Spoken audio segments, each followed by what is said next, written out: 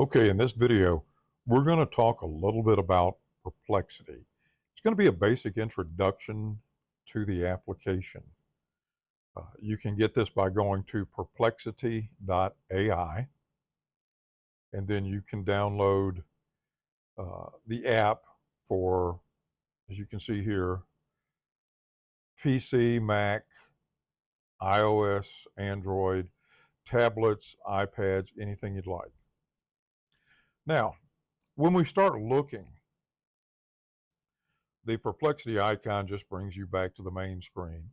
Home brings you to your library, which shows you the questions that you've already asked and stuff you've already gotten information on.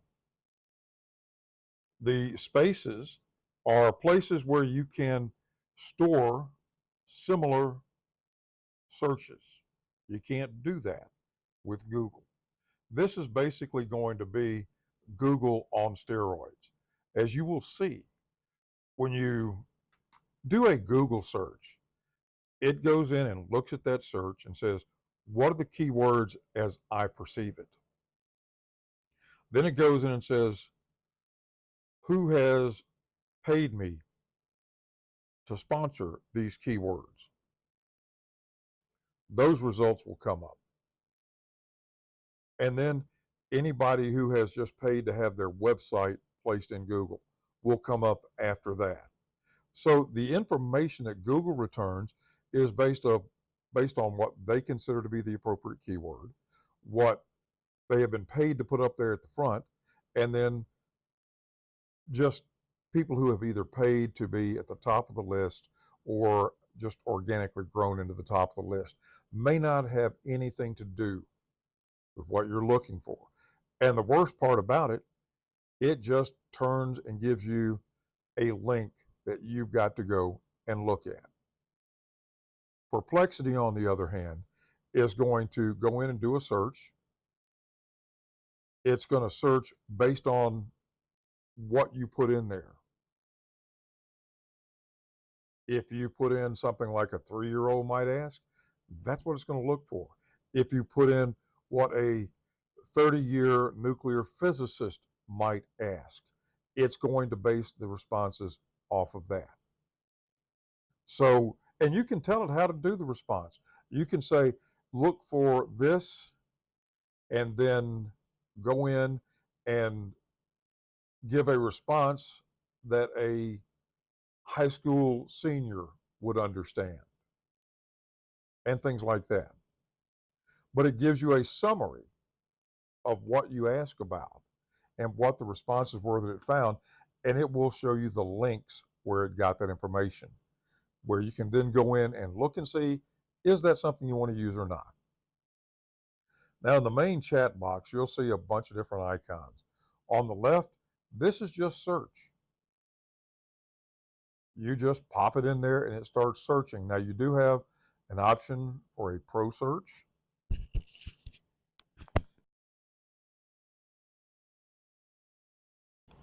Where on the free version, you only get 3 pro searches per day.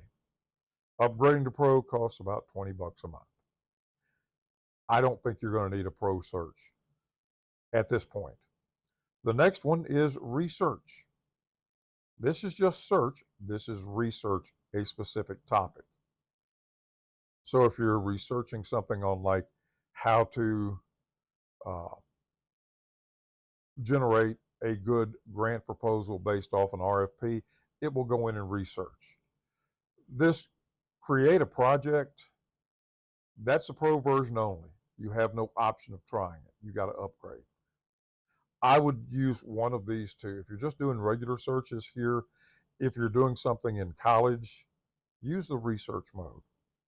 On the right side, you've got choose a model. Now, these are the different chat AIs that they're using. Again, I don't want to get into these different ones. Some of these they aren't even recent. They were trained 18 months ago, 2 years ago, from data from that. So go in and just leave it at best. If you're doing research or reasoning, maybe you want to try those. Again, All of these are going to depend on how you word your question. The next one is your sources for your search. It defaults to anything on the web. However, you can go in and do anything that's in an academic vernacular. So you can just search colleges and universities instead of just things from the University of YouTube. You can search on social media. And if you're doing something on finances, you can do finances. So I'm going to go ahead and do web and academic. Now here you can also upload your own data, but you're limited to 3 uploads per day. And that probably will not get you started. There are other applications that we'll talk about later that you can go in and upload more. So I would not really worry about that. The next 2 items, this is so you can actually just click this and then ask the question instead of having to try to type it. The last one is a voice mode where you can just click this and you can have a conversation with Perplexity. We'll get into that a little bit later. So now just to show you how Perplexity works, I'm going to come over here and do dictation.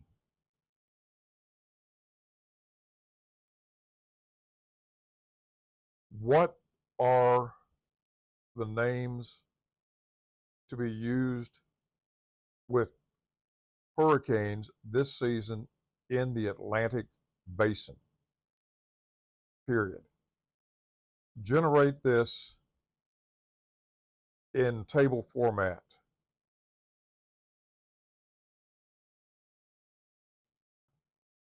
And there's everything I needed. I'll hit stop. Now I'm going to go back in and change that to an I. So we got basic. So now I simply click and go. It starts searching. And you can see I still had it going for a pro search. But now here are the ones for the 2025 season. Right here. Okay. And it will give you some information. The name Dexter is new for 2025, replacing Dorian, which was retired. And the list is used every 6 years. Now, beneath that, you will see where it says related. And these are just some questions that it thinks may be related to what your query was. And so you can simply go in here and say, how are the names chosen? You hit the plus sign, and now it comes in, how is it chosen? Now, when you look at this, you say, how do I know these people are telling me the truth? Well, first of all, you see you've got your sources. So I can go and look at my sources.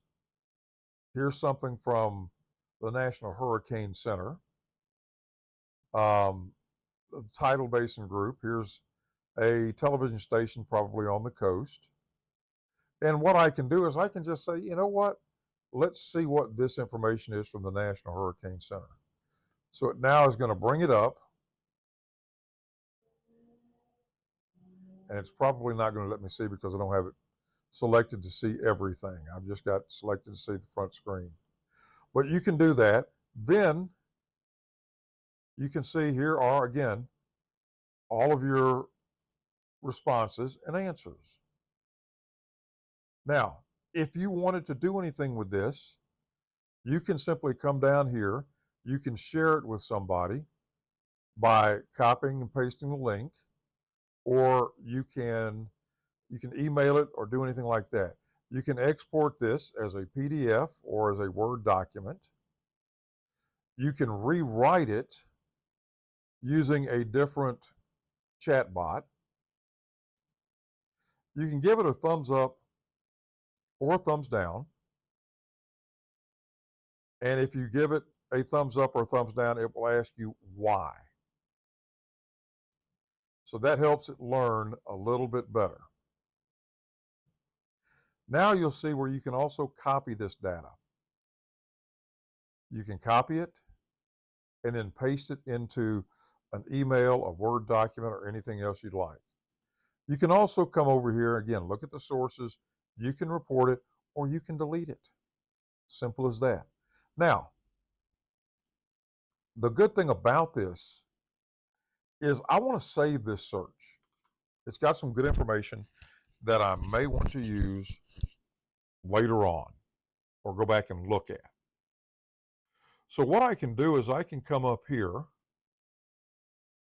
click the three dots, and add to a space. A space is just a collection area. So I'm going to go here and add it to a space. And again, it's not going to, okay, there it goes. New space, and I'm going to call this hurricane information. Now, what I can also do is give this a description, but I can do some custom instructions so that every time I go into this thread and into this space, it will look for the same thing. Look for things from the National Weather Service or from NOAA or groups like that that you know are really good and really official weather sites. You can add an emoji to it, and I'm going to put storm, and it doesn't have anything on a storm. So I'm just going to do activities, and I'm just going to put that information right there and continue. So now I've got an icon here. I've got my first request that was made 4 minutes ago. I can come back into here and look at this. You'll notice that it's got the citations right here. And what that will help you do, if you go in, there will be 21 named storms. It's from Country Living or CBS News. So you can click on that and go see where it came from. Now on the table here, you can actually save this as a space, or you can download it as a CSV file so you can load this data into a spreadsheet and then do a little slice and dice with it. So this is very, very easy to use. What's so good about it is you can come in and do a little research on it first. And when you find the information that you know is solid, that you want to use, you can copy it, you can download it as a PDF, do whatever, and then you can take it into a program we're going to talk about in another video called Google Notebook LM that will go in and take only the data that you give it and summarize it, analyze it, generate FAQs, anything you'd like with it. So again, Perplexity AI will come in like, here's something I was doing yesterday. Find me an RFP on grant writing. There it is, right there, that easy.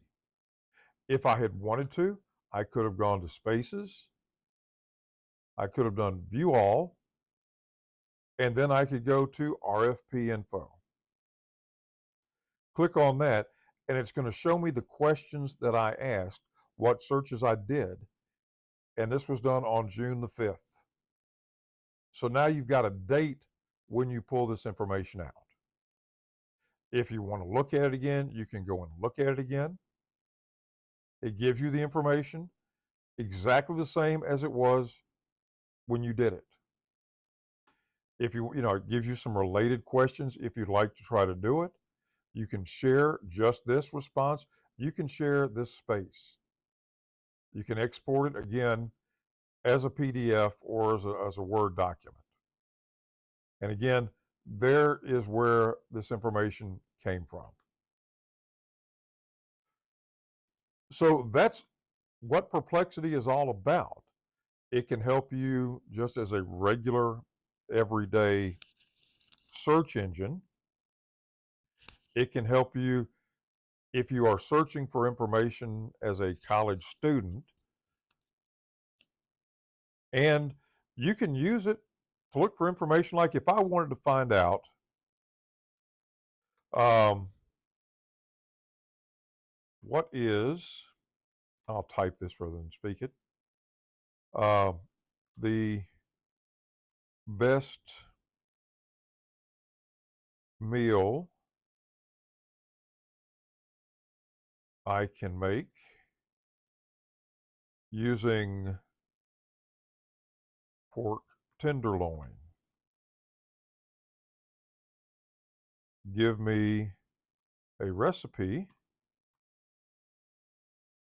including sides and desserts. Now you see why I speak instead of typing. Um, also, generate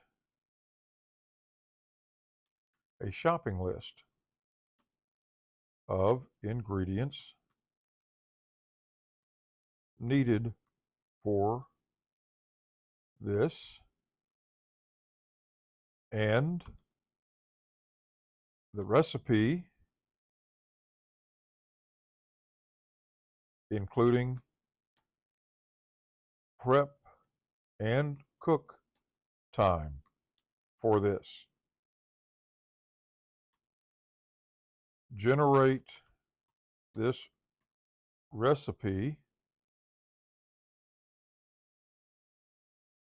for a 25-year-old inexperienced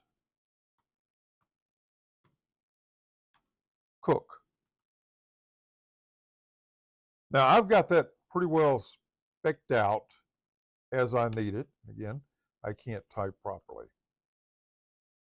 So this is just for somebody, this might be a college student, it might be um, just a person out on their own working. I'm going to go in here, I'm going to search the web and social. And now I'm going to start searching. Here we go. You see pictures, you see sources, you see the main dish, you see the shopping list. You see for the sides, you can see an apple crisp dessert. You can see the recipe and instructions, prep time, cook time, total time, anything you need. Okay? They also give you one with roasted potatoes and asparagus. So you can do all of this, and here's your summary table. Pork tenderloin, 10 minutes prep, 25 minutes to cook. So you've got about an hour it's going to take you to get all of this stuff ready. You can then export it. If you try this recipe and like it, you can use it again. All you got to do is go up here and you will create a new space called recipes.